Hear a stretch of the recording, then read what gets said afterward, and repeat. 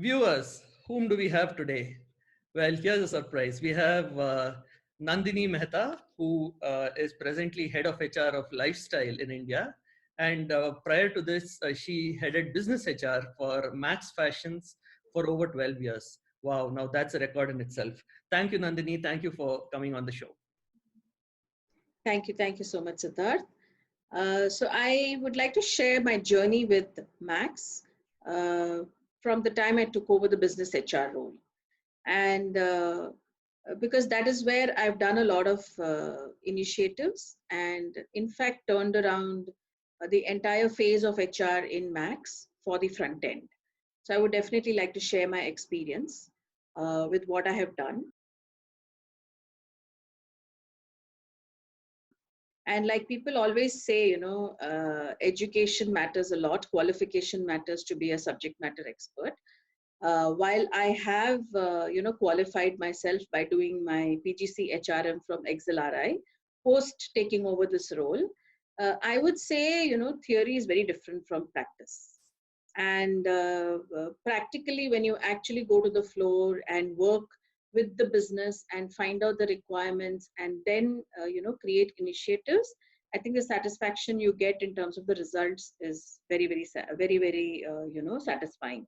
So that is what I've done with my role as business HR in Max. So it so happened that I was handling a training profile earlier. And during that time, there were three HR heads who joined Max and left over a span of 3 years.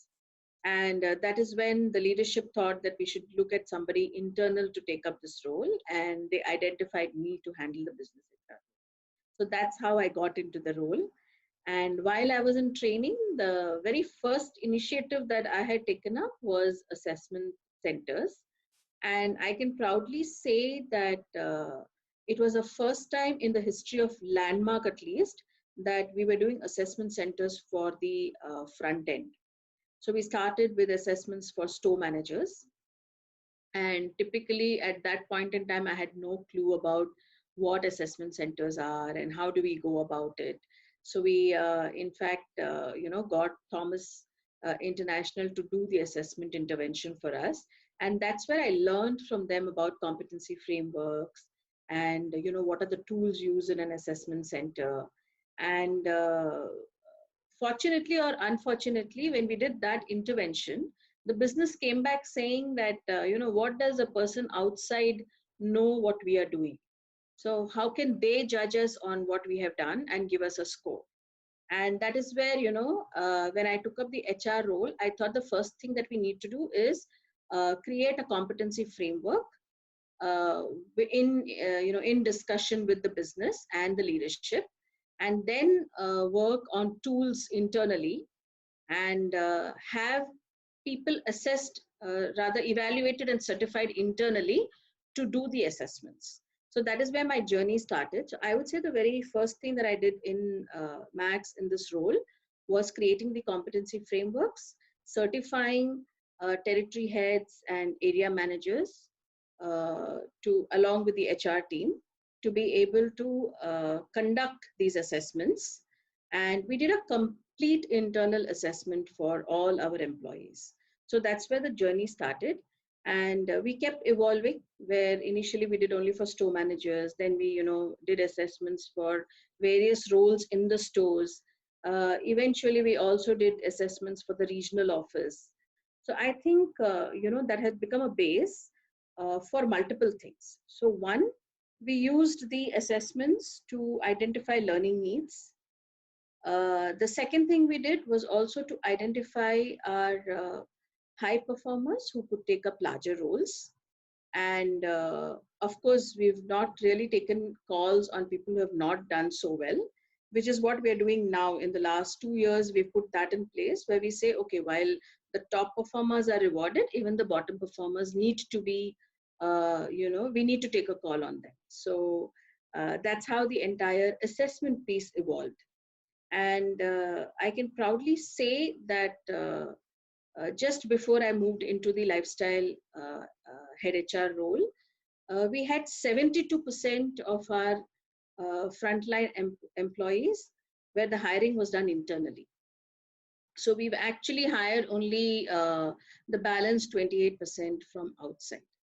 So, and this thanks to the entire assessment center process that we had put in place, and we had created pipeline readily available for any roles that are required in the stores, and we have actually moved 72% of people from within. So I think that's something which I'm very proud of.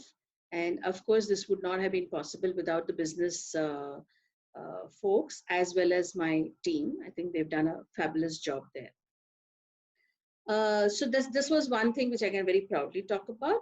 Apart from that, we've done a lot of interventions to retain our employees. So one of it, like I told you, is this itself, where people are getting growth within the organization. Second is we had put a very strong engagement calendar in place, where it was not just about having fun, but also how do we create employer branding. So we did Retail Employees Day is very famous in retail, which is the 12th of December. So we did a big event every year where we chose a mall, and we did a grand finale of any one theme. So like for example, we did something called Max Creates Music. Max creates movements. Max loves music.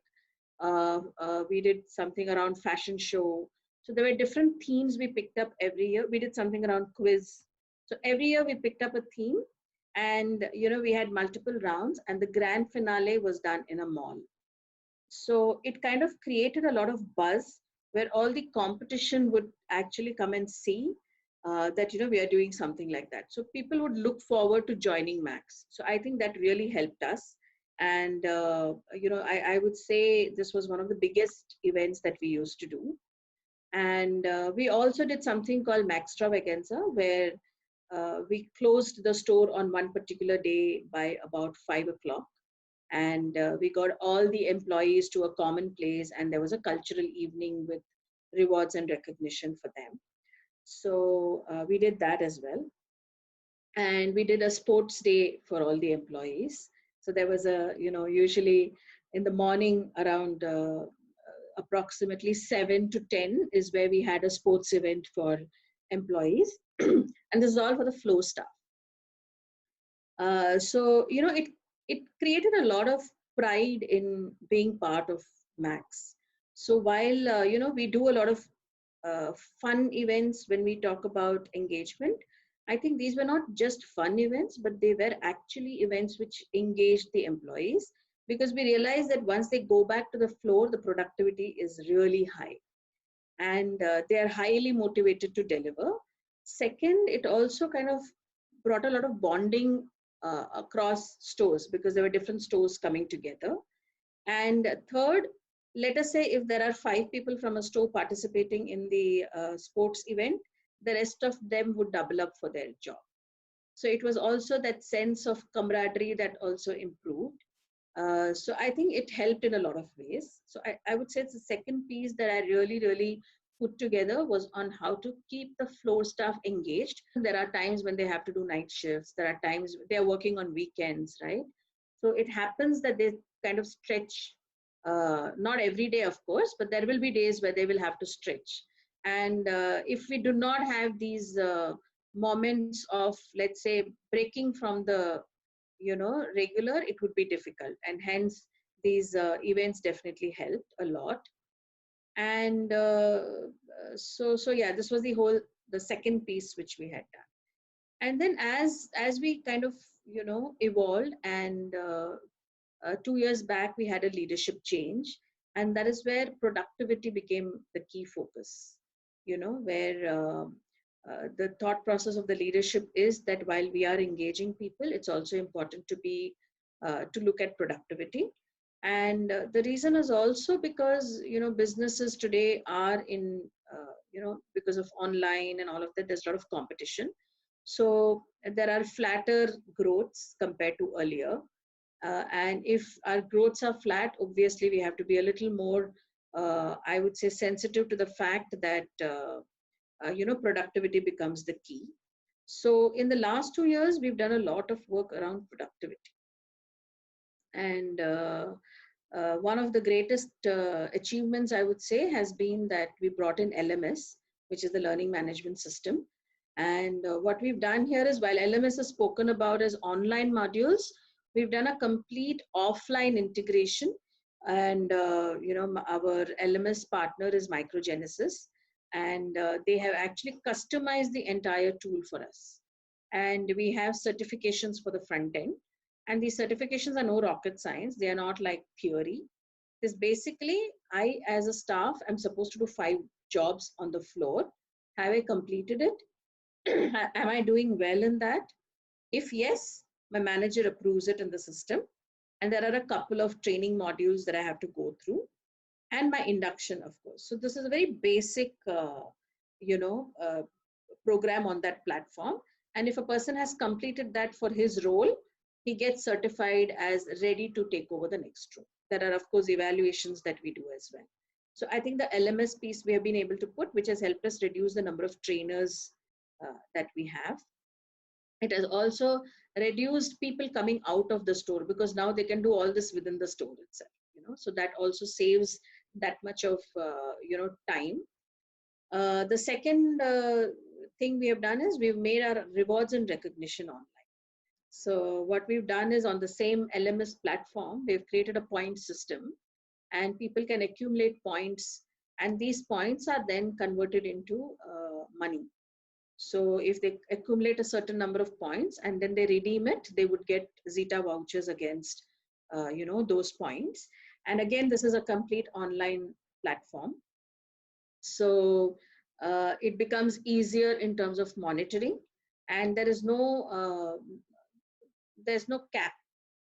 Earlier, we were giving check leaves, which were hard copies, which had a cap, but here there's no cap. People can get as many points as they want for any activity that they are doing, right? So I think that is another great achievement that I would say we have achieved as a team.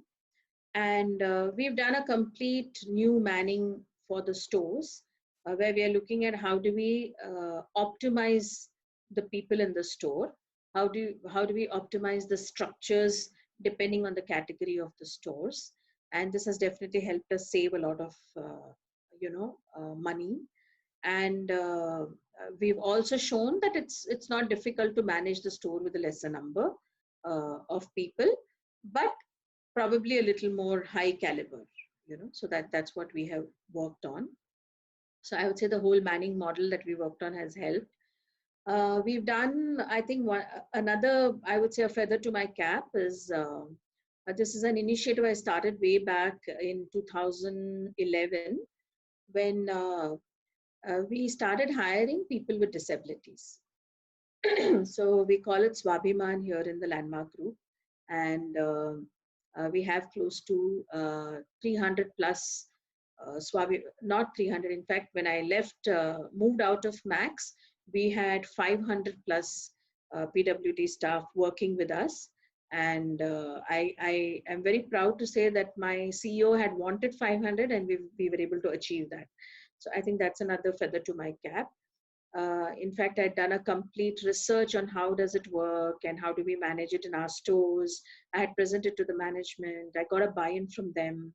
And today it's part of our sustainability initiative as well. So I think that's a great thing that we have done. And I was to take it to the next level, but by then I moved to lifestyle. So I'm hoping I'm able to replicate this in lifestyle as well. Right. So broadly, I would say there's a lot more that I can talk about, but I'm sure Siddharth you're running short of time as well. So I'll stop here. But anything where people ask you questions and they want to know a little more, do let me know. I'll be more than willing to answer that. But yeah, broadly, I would say these are the 3 things that I can very proudly talk about. Yeah. Wow, and, thank you so much. Maybe I'll just quickly wind it up with what has been the outcome of these initiatives. So I would say, one, our engagement scores when I took over the role was somewhere around 59%. And today we are hovering between 75 to 80%. So I think that's been one of the achievements. Our attrition was at about 80% when I took over the role, and today we are between 33 and 35%. So that's a huge achievement, especially for the front line. And of course, our productivity has doubled. So I would say these are broadly the outcomes of whatever efforts we have put in. And I'm glad to be sharing this with you as Thank you so much, Nandini. And I guess as I was listening to you, it was like listening to a strategic HR case study, and then you kind of topped it off with the results as well.